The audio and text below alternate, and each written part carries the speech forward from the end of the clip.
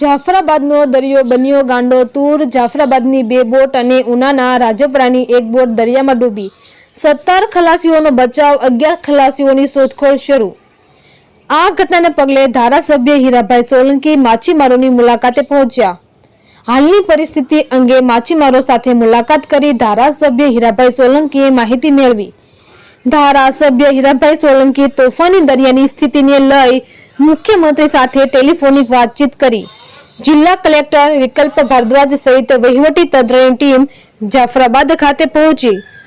Reporter Manish Mehta, Rajula. Jafrabad અમારે આજે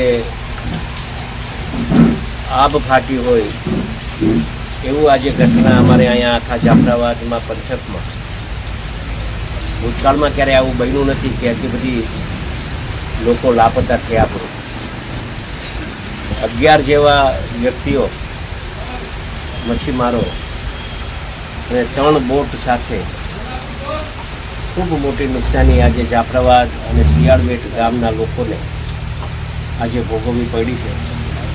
ભગવાનભાઈ પ્રાર્થના કરીએ કે જે લોકો લાપતા છે એની શોધખોળ કરવા માટે સરકાર ચિંતા કરે છે।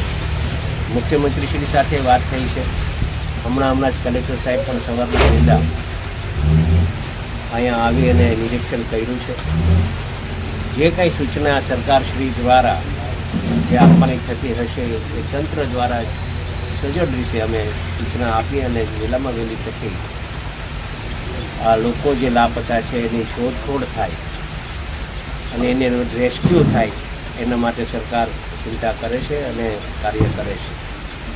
પ્રાર્થના કરીએ કે આ લોકો જે લાપતા છે એ સુરક્ષિત રીતે ઘરે આવે।